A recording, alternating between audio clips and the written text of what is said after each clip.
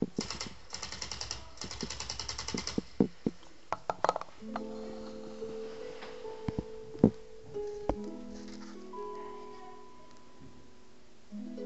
story begins on June the 1st, 1951, when representatives of Western intelligence agencies secretly met with academics at Montreal's Ritz-Carlton Hotel. This meeting contributed to military-funded research into the effects of sensory deprivation at McGill University.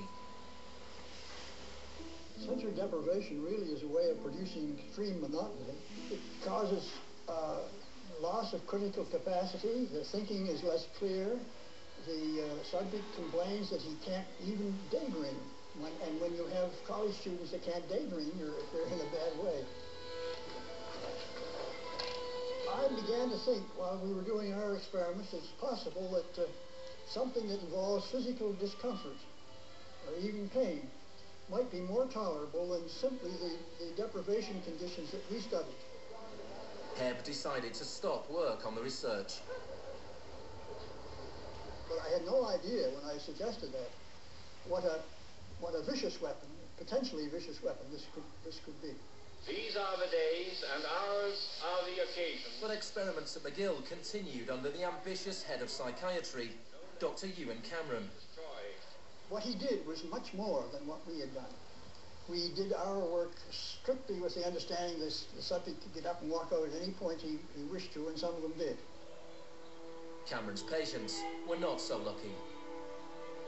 The Allen Memorial Institute, where he worked, began to resemble a macabre prison, where Cameron performed bizarre experiments on his psychiatric patients. Cameron wanted to de-pattern or wipe clean his patient's mind, so he could rebuild them from a blank slate. Janine Huard was a young mother of 4, suffering from postnatal depression. I used to shiver when they told me about, you're going to get a shock treatment tomorrow. I used to shiver. I was so scared of it.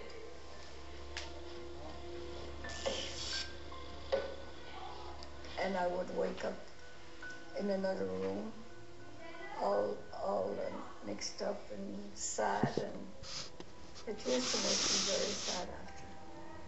You're just like a zombie walking around.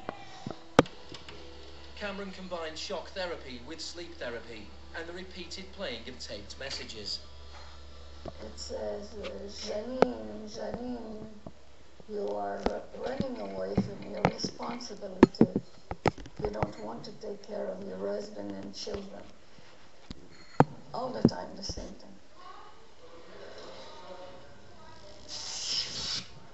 It sounds like you were being interrogated. Yes, interrogation, but for what purpose? It wasn't long before the CIA put Cameron's research into practice. Many of his techniques appear in the agency's Kubat Counterintelligence Interrogation Manual. These words are from the manual. It's a fundamental hypothesis of this handbook that these techniques are in essence methods of inducing regression of the personality. There is an interval, which may be extremely brief, of suspended animation, a kind of psychological shock or paralysis. Experienced interrogators recognize this effect when it appears, and know that at this moment the source is far more open to suggestion, far likelier to comply than he was just before he experienced the shock.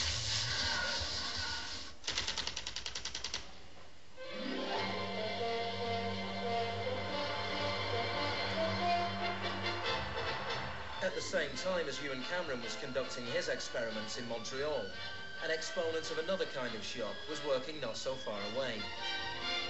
Milton Friedman was teaching economics at the University of Chicago. He believed economic shock therapy could encourage societies to accept a purer form of deregulated capitalism.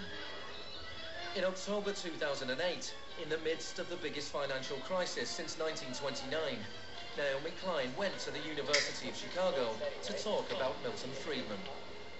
When Milton Friedman turned 90, the Bush White House held a birthday party for him. And everyone made speeches, including George Bush. But there was a really good speech that was given by Donald Rumsfeld. My favorite quote in that speech from Rumsfeld is this. He said, Milton is the embodiment of the truth that ideas have consequences. What I want to argue here is that the economic chaos that we're seeing right now on Wall Street and on Main Street and in Washington stems from many factors, of course, but among them are the ideas of Milton Friedman. The Wall Street crash of 1929 led to the Depression of the 30s.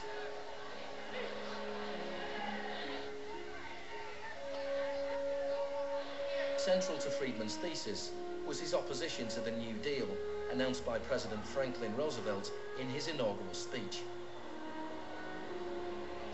Our greatest primary task is to put people to work. This is no unsolvable problem if we face it wisely and courageously. Let me assert my firm belief that the only thing we have to fear is fear itself. Influenced by the economist John Maynard Keynes, Roosevelt started a program of public employment to get people back to work. Today, depression is a fading memory. Millions of men and women have found employment, and with it confidence and hope. It wasn't that simple. The Depression lasted into World War II. But after the war, the Marshall Plan spread Keynes's model of government regulation and intervention to Europe.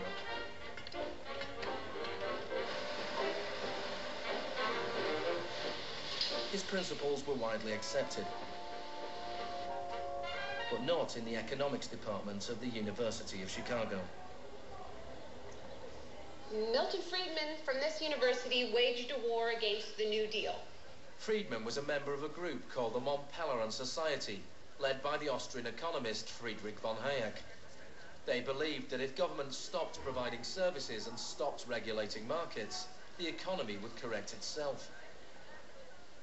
In the 50s, they were seen as cranks, but over the last 30 years, their ideas have become the dominant economic doctrine. The thesis of the shock doctrine is that we've been sold a fairy tale about how these radical policies have swept the globe. That they haven't swept the globe on the backs of freedom and democracy, but they have needed shocks, they have needed crises, they have needed states of emergencies. Milton Friedman understood the utility of crisis. Only a crisis, actual or perceived, produces real change. When that crisis occurs, the actions that are taken depend on the ideas that are lying around.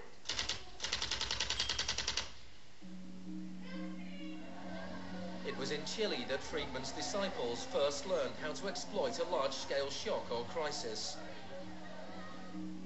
Usually the official storytellers of neoliberalism, the official publicists, don't even mention Chile.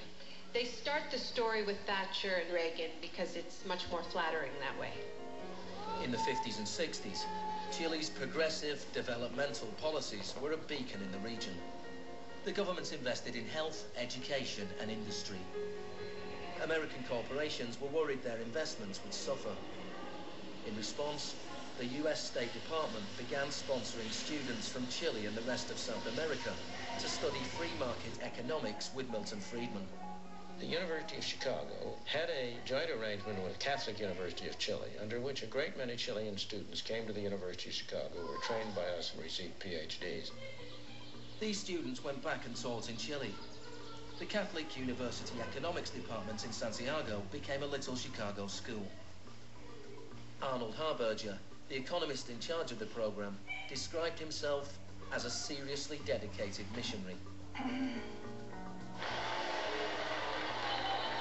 In 1970, Salvador Allende's Popular Unity government won the election on a platform of nationalization of large sectors of the economy. Chile's phone company was majority owned by the US corporation ITT. It spearheaded attempts to stop Allende becoming president. It had the support of Richard Nixon in the White House. I was not there, but I can tell you what we now know to be a fact. He ordered the CIA to prevent Allende from assuming the presidency. And indeed, they tried to get me to lean on the Chilean military right after Allende was elected. Despite the efforts of the CIA, Allende was sworn in as president.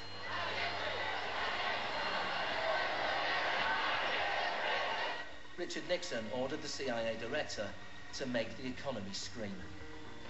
Señor Nixon es presidente de Estados Unidos y yo soy presidente de Chile. Yo no tendré un término despectivo contra el señor Nixon mientras el señor Nixon respete al presidente de Chile. Preparations began for the military coup. The Chilean Chicago boys started work on a 500-page economic blueprint called the BRIC. With US funding, everything was done to destabilize the economy. Truck drivers went on strike, bringing factories and shops to a standstill. There was a failed coup attempt on June the 29th, 1973. And then on September the 11th, with General Pinochet leading the army, the assault began on the presidential palace.